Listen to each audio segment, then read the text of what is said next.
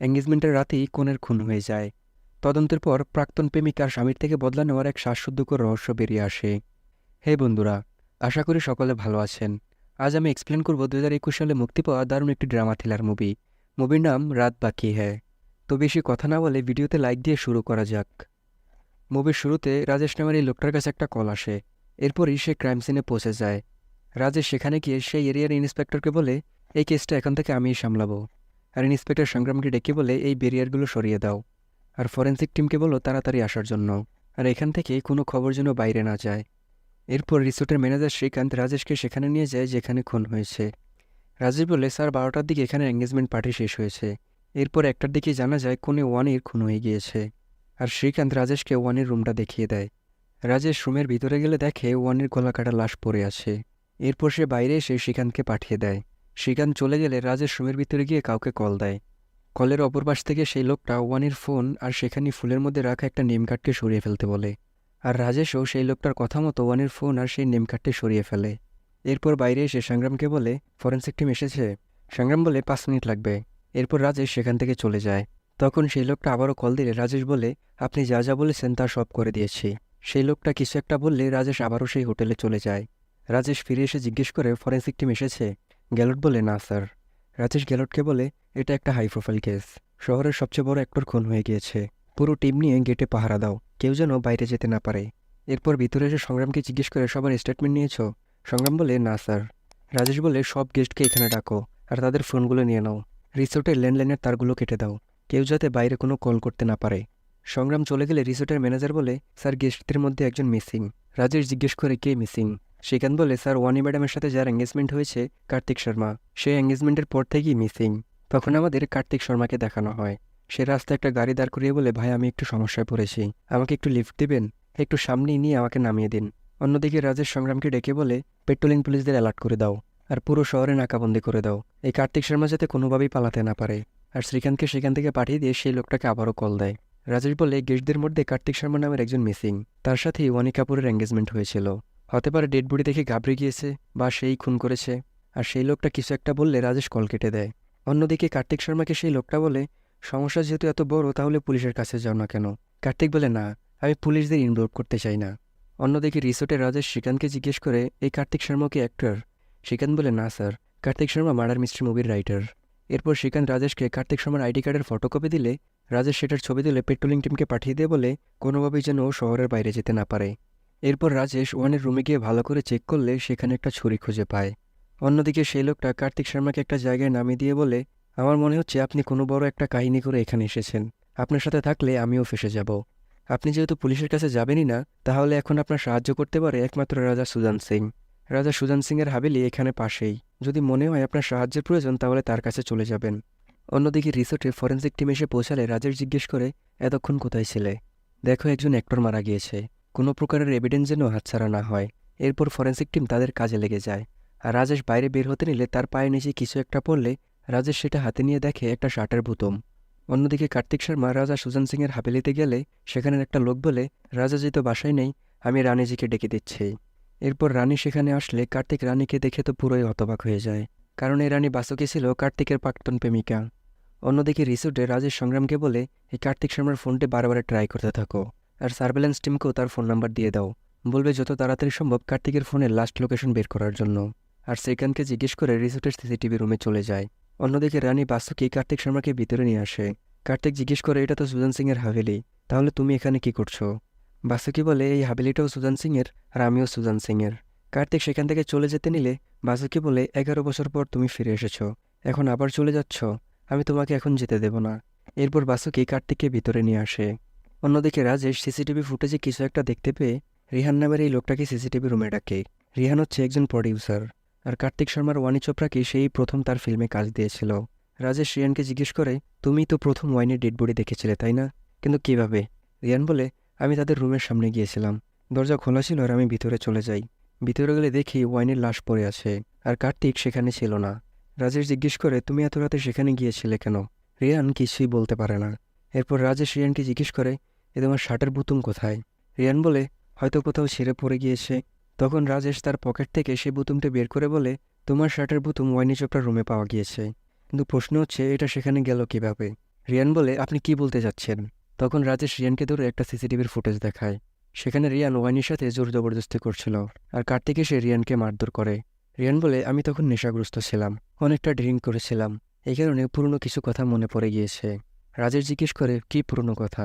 রিয়ান বলে, ওয়াইনি যখন প্রথম মডেলিং শুরু করে আমি তাকে প্রথম কাজ দেই, আর সেখানেই আমাদের মাঝে একটা সম্পর্ক গড়ে ওঠে। তখন আমাদের সেই সিসিটিভি ফুটেজের সিনটা দেখানো হয়। রিয়ান ওয়াইনের সাথে জোর জবরদস্তি করলে কার্তিক এসে রিয়ানকে মারতে শুরু করে। তখন রিয়ান ওয়াইনের ব্যাপারে বাজে কথা বলতে শুরু করে, আর কার্তিক শর্মা এগুলো রানী বাসুকিকে বলছিল। অন্যদিকে রিসোর্টে রিয়ান রাজেশকে বলে, স্যার আমি এগুলো ড্রিঙ্ক করার কারণে করেছি। রাজেশ বলে, ড্রিঙ্কের নেশা এগুলো করেছ, আর সেই নেশায় ওয়াইনিকে হত্যা করে ফেলেছ? অন্যদিকে কার্তিক বাসুকিকে বলে, আমি জানি ফিল্ম ইন্ডাস্ট্রিতে এগুলো হয়, তবে সে আমার সাথে চিট করেছে। আমি কোনোভাবেই এটা মেনে নিতে পারছিলাম না, আর আমি অনেক ড্রিঙ্ক করে ঘুমিয়ে পড়ি। এরপর কি হয়েছে আমি আর কিছুই জানি না। বাসুকি বলে, কিছু তো মনে আছে। কার্তিক বলে, এরপর আমি যখন ঘুম থেকে উঠি তখন দেখি আমার হাতে ছুরি, আর ওয়াইনি সেখানে মরে পড়ে আছে। অন্যদিকে রিসোর্টে রিয়ান বলে, স্যার আমি এখানে বসে আছি, আর কার্তিক শর্মা পালিয়ে গিয়েছে। তাহলে আপনি তো বুঝতেই পারছেন। রাজেশ বলে, আমি সব বুঝি, তোমাকে আর নতুন করে বোঝাতে হবে না। এরপর রাজেশ সংগ্রামকে বলে, সকল গেস্টদের ফোনগুলো চেক করো, কোনো সন্দেহজনক কিছু দেখলে আমাকে ইনফর্ম করবে। অন্যদিকে বাসুকি কার্তিককে বলে, আগে থেকেই তোমার রাগের উপরে কন্ট্রোল ছিল না। কার্তিক বলে, ওয়ানিকে আমি মারিনি, আমি অনেক বাজেভাবে ফেঁসে গিয়েছি। এখন রাজা সুজান সিংই আমার হেল্প করতে পারে। তখন সেই গার্ড এসে বাসুকিকে বলে, মহলে পুলিশ এসেছে। এটা শুনে রিহান অনেক ভয় পেয়ে যায়, আর বাসুকি চলে যায় পুলিশদের সাথে কথা বলার জন্য। অন্যদিকে রিসোর্টে রাজেশ রিয়ানকে কষে একটা চর লাগিয়ে দেয়, আর সিসিটিভি ফুটেজ দেখিয়ে বলে, এই ফুটেজটা তো মার্ডারের আগের। মার্ডারের আগে তুই ওয়ানের রুমে কেন গিয়েছিলি? রাজেশ বলে, এবার আমি তোকে কাহিনী শোনাই, আর কাহিনী পছন্দ হলে ফিল্ম বানিয়ে দিবে এটার। তুই যখন তোর টাইমপাস গার্লফ্রেন্ডকে বিয়ে করতে দেখছিলি, তোর এটা সহ্য হয় না, আর তাকে পাওয়ার বৃথা চেষ্টা করেও না পাওয়ায় তুই তাকে হত্যা করেছিস। রিয়ান বলে, স্যার আমি সেখানে সরি বলার জন্য গিয়েছিলাম, কিন্তু আমি রুমের বাইরে থেকেই চলে এসেছি। আপনি পরের ফুটেজ দেখলেই বুঝতে পারবেন। রাজেশ বলে, পরের ফুটেজ দেখব কোথা থেকে? পরের ফুটেজই তো নাই। ভালোই প্ল্যানিং করেছিস তাই না? রিয়ান বলে, না স্যার আমি কিছুই করিনি। অন্যদিকে বাসুকি পুলিশদের সাথে কথা বলে কার্তিকের কাছে আসলে কার্তিক বলে, বাসুকি আমি অনেক বাজেভাবে ফেঁসে গিয়েছি, দয়া করে তুমি সুজান সিংকে একটু আমার ব্যাপারে বলো। সে বললে হয়তো আমি বেঁচে যাব। বাসুকি বলে, সারা শহরে পুলিশরা তোমাকে খুঁজছে, আর সুজান এখন বাসায় নেই। বাসায় আসলে আমি তাকে অবশ্যই বলবো। অন্যদিকে রিসোর্টে রাজেশ শিপ্রা নামের একটা ওয়েটারকে ডেকে জিজ্ঞাসাবাদ করে। রাজেশ জিজ্ঞেস করে, 12:30টার দিকে তুমি ওয়াইনের রুমে কেন গিয়েছিলে? শিপ্রা বলে, স্যার আমি তাদের রুমে অর্ডার নিয়ে গিয়েছিলাম। রাজেশ জিজ্ঞেস করে, অর্ডার কে দিয়েছিল? তখন আমাদের ফ্ল্যাশব্যাকের সেই সিনটা দেখানো হয়। শিপ্রা রুমের মধ্যে একটা ওয়াইনের বোতল নিয়ে এসে বলে, ম্যাম রিয়ান স্যার আপনাদের জন্য এটা পাঠিয়েছে, আর সে সরিও বলেছে। তখন সিন আবার বর্তমানে আসে। রাজেশ শিপ্রাকে জিজ্ঞেস করে, তুমি যখন রুমে অর্ডার নিয়ে গিয়েছিলে তখন সেখানে কী হচ্ছিল? শিপ্রা বলে, স্যার আমি অর্ডার নিয়ে গিয়েছিলাম আর অর্ডার রেখে সেখান থেকে চলে এসেছি। রাজেশ জিজ্ঞেস করে, কার্তিক কোথায় ছিল? শিপ্রা বলে, স্যার কার্তিক স্যার তো ওয়াশরুমের মধ্যে ছিল। এরপর রাজেশ বলে, আপনারা যেতে পারেন। তখন রিয়ানও সেখান থেকে যেতে নিলে রাজেশ বলে, তুমি কোথায় যাচ্ছ? তোমার সাথে এখনও কথা বাকি আছে। এরপর রাজেশ বাকি সিসিটিভি ফুটেজগুলো দেখতে শুরু করে, আর সেখানে বুঝতে পারে রিয়ান আসলে ওয়াইনের রুমে যায়নি। এরপর রাজেশ অন্য একটা ফুটেজ দেখে একটু চমকে যায়। এরপর সে কাউকে বারবার কল করছিল। তখনই সংগ্রাম এসে রাজেশকে বলে, স্যার সার্ভেলেন্স টিম কল দিয়েছিল। কার্তিক শর্মার লাস্ট লোকেশন ছিল রাজা সুজান সিংয়ের হাবিলের পাশে। এরপর রাজেশ সংগ্রামকে নিয়ে কোথাও একটা বের হয়। অন্যদিকে বাসুকি কার্তিককে কিছু গানস তলোয়ার এগুলো দেখাচ্ছিল। আসলে বাসুকি এগুলোর কালেকশন করত। বাসুকি এখানে কার্তিক একটা ছুরি দেখিয়ে বলে, এটা আমার সবচেয়ে পছন্দের ছুরি। বাসুকি কার্তিককে সেটা খুলে দেখতে বলে, আর কার্তিকও সেটা হাতে নিয়ে খুলে দেখে। অন্যদিকে রাজেশের সংগ্রাম কোথাও যাচ্ছিল। সংগ্রাম রাজেশকে বলে, স্যার আপনি বাকি কেসগুলো অনেক সময় নিয়ে সলভ করেছেন, কিন্তু এই কেসটা সলভ করতে এত তাড়াহুড়ো কেন করছেন? রাজেশ বলে, এই কেসটা একটু ডিফারেন্ট, এই কেসের সাথে অনেক হাই প্রোফাইল লোক জড়িত আছে। এরপর আমাদের ফ্ল্যাশব্যাকে কিছু সিন দেখানো হয়। ওয়াইনি রাজা সুজান সিংয়ের হাভেলিতে একটা শ্যুট করছিল। সেখানে রাজা সুজান সিংয়ের ওয়াইনির সাথে পরিচয় হয়। এরপর সিন আবার বর্তমানে আসে। রাজেশ বলে, এই সুজান সিং আর ওয়াইনি মাঝে মাঝেই দেখা করত। ওয়াইনি রাজা সুজান সিংয়ের হোটেলে যেত, কিন্তু সুজান সিং কখনই ওয়াইনের সুইটে যায়নি, কিন্তু খুন হয়েছে ওয়াইনের সুইটে। এরপর আমি যখন 2 দিন আগের ফুটেজ চেক করি, সেখানে আমি সাসপিশাস কিছু একটা লক্ষ্য করি। ওয়াইনি যখন সুজান সিংয়ের সুইটে যাচ্ছিল, কেউ একজন তার পিছু করছিল। এখানে আমি যেটা সন্দেহ করছি সেটা যদি সত্য হয়, তাহলে মনে করি এই কেসটা সলভ হয়ে গিয়েছে। অন্যদিকে বাসুকি কার্তিককে বলে, তুমি অনেক ঘেমে গিয়েছো, জ্যাকেট খোলো আর ওয়াশরুমে গিয়ে ফ্রেশ হয়ে আসো। কার্তিক ওয়াশরুমে গেলে দেখে বাথটাবের মধ্যে রাজা সুজান সিংয়ের লাশ পড়ে আছে। এটা দেখে কার্তিক পুরোই শকড হয়ে যায়। এরপর কার্তিক বাইরে আসলে বাসুকি বলে, সেদিন আমি তোমার অপেক্ষা করছিলাম, কিন্তু তুমি আর আসোনি। এর 3 দিন পর আমার রাজা সুজান সিংয়ের সাথে বিয়ে হয়ে যায়। আমি অনেক কষ্টে আমার দিনগুলো পার করছিলাম। রাজা সুজান সিং আমাকে সবকিছু দিয়েছে, যা একটা মেয়ে চায়। আর সে আমাকে ভালোবাসতো অনেক। আর তার এই ভালোবাসা থেকে আমিও তাকে ভালোবেসে ফেলি। আর এভাবেই 12 বছর কেটে যায়। কিন্তু 6 দিন আগে আমি এমন কিছু দেখি, যেখানে আমার পুরো দুনিয়াটাই উল্টে যায়। তখন আমাদের ফ্ল্যাশব্যাকের সিন দেখানো হয়। বাসুকি বসে বসে বই পড়ছিল। তখন সে খেয়াল করে সুজান সিংয়ের ফোনে ওয়াইনি এসএমএস করছে, যে সে হোটেলে সুজান সিংয়ের ওয়েট করছে। আর সুজান সেখানে এসে ফোনটা নিয়ে চলে যায়। আর ওয়াইনির সাথে সেই রিসোর্টে সময় কাটায়। বাসুকি এখানে কাউকে কল দিলে সবকিছু জানতে পারে। তখন সিনেমার বর্তমানে আসে। বাসুকি বলে, ভালোবাসা আমার কপালেই নেই। সবাই আমার সাথে ধোঁকাবাজি করে। তোমার সাথে 3 বছরের ভালোবাসা ছিল, তারপরে তুমি আমাকে আর ভালোবাসোনি। সুজান সিংয়ের সাথে 12 বছরের ভালোবাসা ছিল, তারপরে সে আর আমাকে ভালোবাসেনি। সুজান সিং আমাকে সবকিছু দিয়েছিল, আর আমিও তাকে ভালোবাসতাম।